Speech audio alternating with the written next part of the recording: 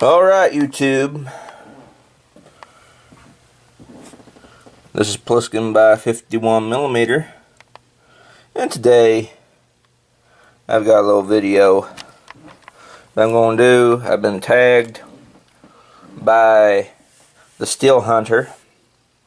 He tagged me and several other YouTubers and told us, or gave us a challenge to show off 6 guns that we are glad to own. And the Steel Hunter did his video, and ex-Navy EOD did his. Both were very good videos, and I am now getting around to doing mine. But I'm going to switch mine up just a little bit. I'm going to go one gun at a time instead of having all 6 of them out at once. Okay. So what I have here is my Winchester Model 1200 12 gauge shotgun. This is a newer piece to the collection. I bought this around this time last year. 12 gauge has a, see if it will show here, a 2 3/4 chamber. It was cut down. It was a full choke shotgun. Now it is a improved cylinder 18.5 inch barrel shotgun. Somebody chopped it down and had it rebeaded for home defense, and it's just cylinder choke, but it's great. One of my favorite 12 gauges, first 12 gauge I ever owned, and I have this one on standby for home defense, and I've got some buckshot here on standby. And I keep this one in my gun locker ready to go at all times. But it's a great shotgun. In the year I've owned it, I've not had a problem with it. It has shot everything that I put in it. And it hits with some massive authority downrange. And I can actually rapid fire it pretty damn quick. Very good shotgun. And it's a rare one too. Because this is an original New Haven, Connecticut. Yep, made in New Haven, Connecticut. USA Winchester shotgun. That's rare. And I'm just going to leave it wood stock with like the wood forend and the wood butt stock. And I think I'm going to get a leather shotgun shell pouch to put on it from Etsy. I've seen a few of them on there. Because this black one, while it does its job and holding the shells here on the butt stock, it moves around a lot. And that's a bit annoying. See, it's all floppy. But I think I'll get a leather one from Etsy.com, and I'll just go with the wood stock and the leather on wood. Looks beautiful. I have no intentions to customize this. It will be as you see it here from now on. Alright, on to the next firearm. Alright, my next firearm here on the table is my DPMS Oracle AR-15. Absolutely love this little rifle.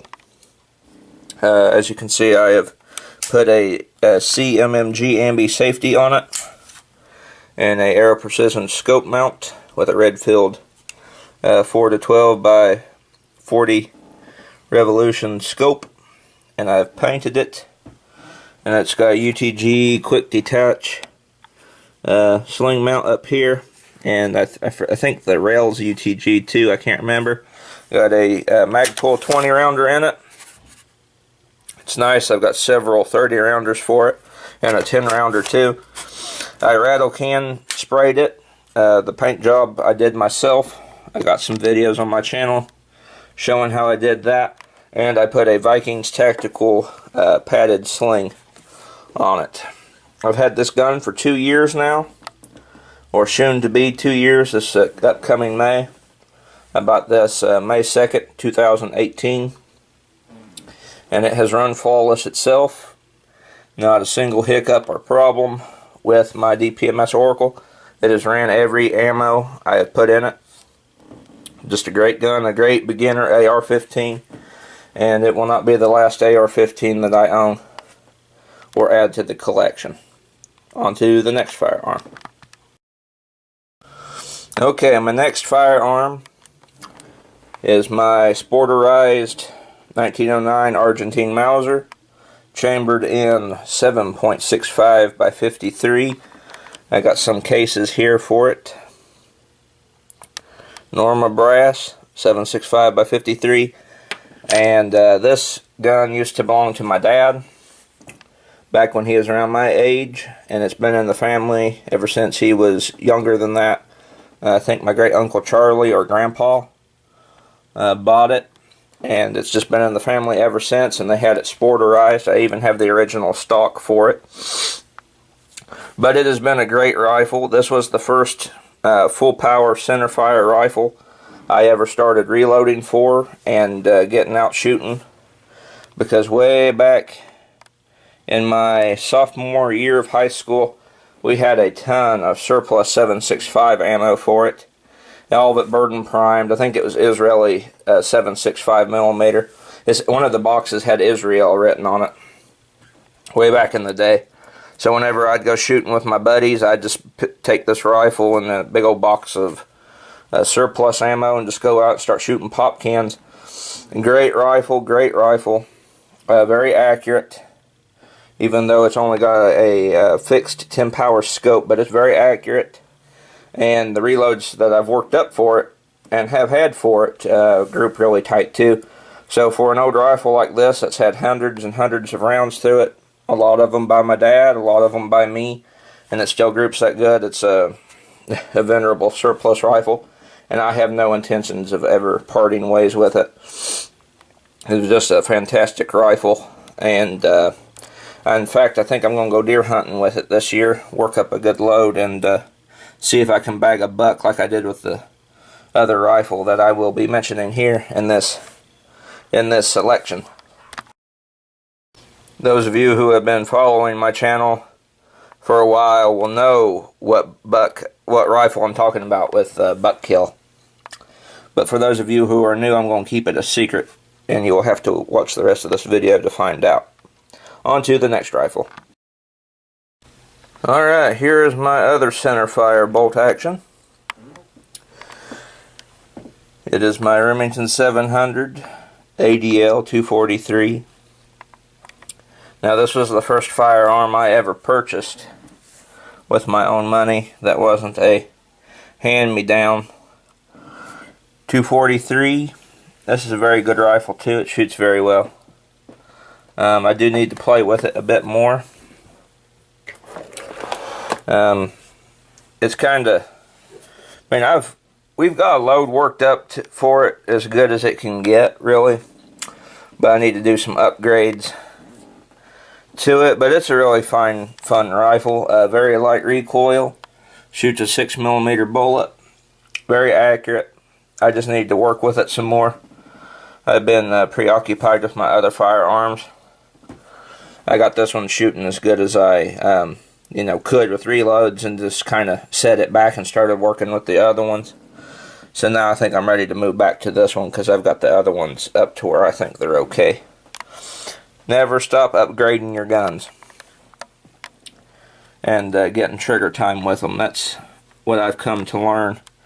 Get them out, shoot them, clean them off.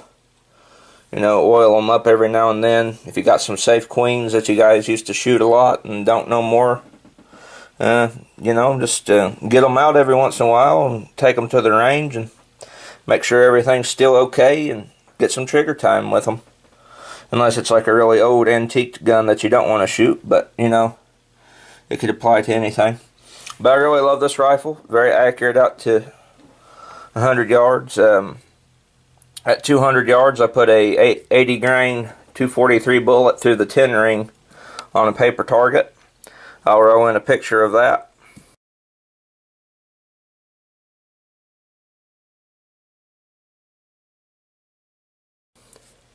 Yeah, that was at 200 yards and high wind. So it's a very, very accurate little gun, and I need to play with it some more. I had a viewer by the name of Little Barney.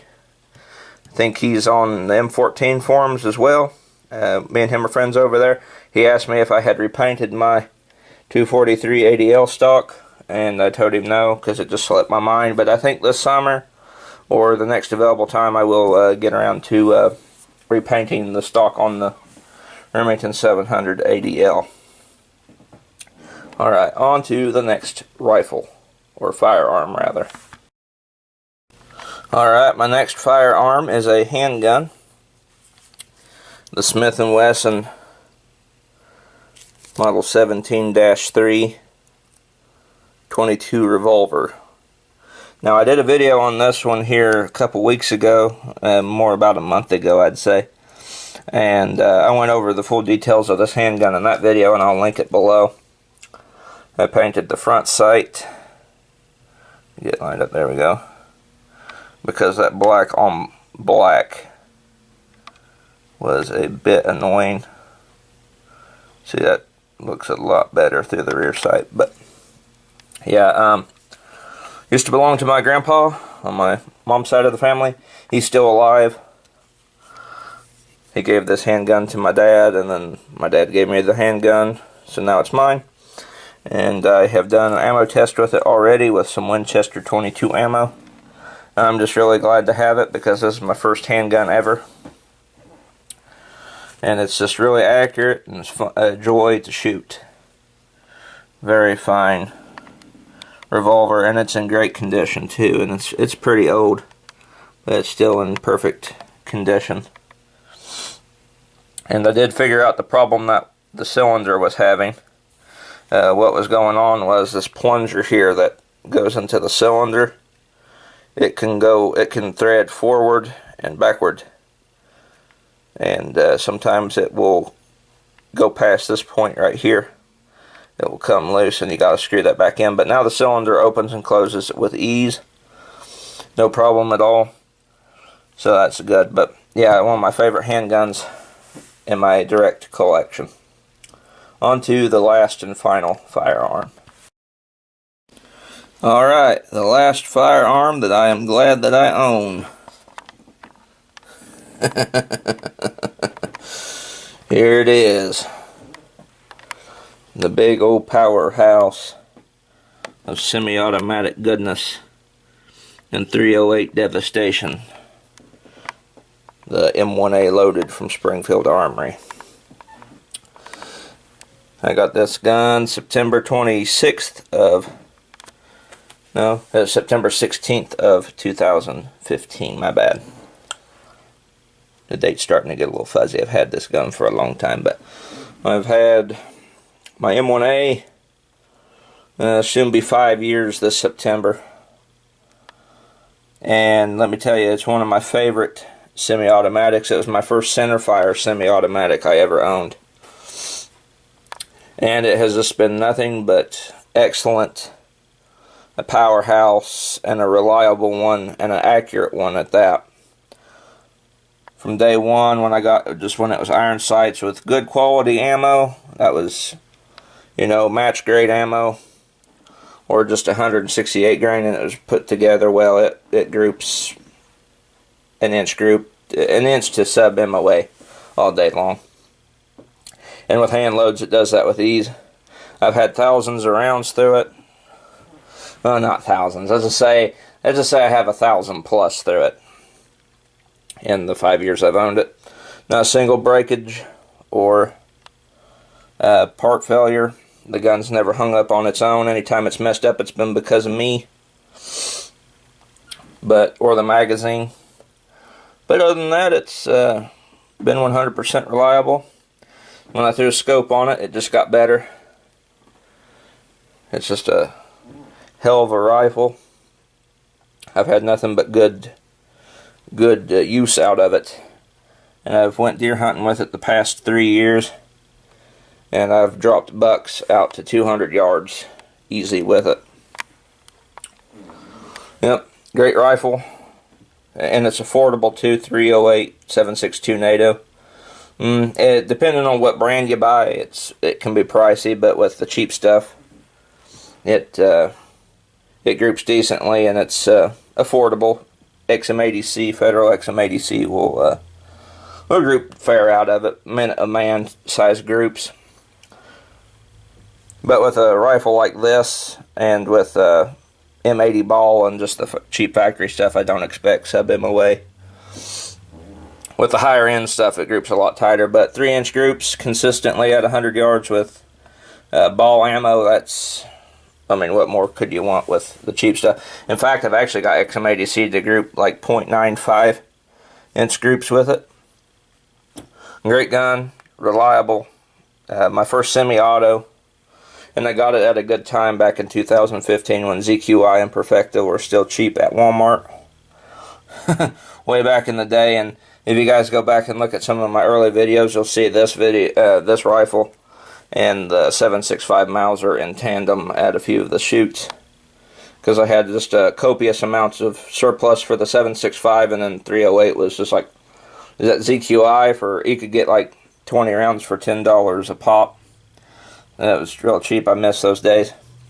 Let me go over the things I've done to it. I put just a really generic cheek riser on it. Fulton Armory scope mount with a Redfield Revolution 4-12 by 40 on it. I should have done this for my other guns too. It slipped my mind. The only real internal upgrade that I've done is put a National Match Sadlac spring guide rod in it, and that helps it stay consistent when cycling, and that improves accuracy. I painted the front sight up here back when it was iron sights only, so that way I could see that on a dark background, but I should have really painted it orange. On the next M1A I will paint the front sight orange. I made a custom bipod adapter sling swivel up here on the front. I got a video covering how I did that, but I wasn't able to make a part 2. And it too is sporting a Vikings tactical sling. This is just their standard model. Coyote tan. Great. I do intend to get a better scope for it. Now the scope is the same one that was on the 243 as well. The Remington 700 243 have 3 of these scopes, one on the AR, one on the M1A, and the others on the 243. And with this being loaded, it has a National Match medium weight barrel. Let's see if I can open the receiver here.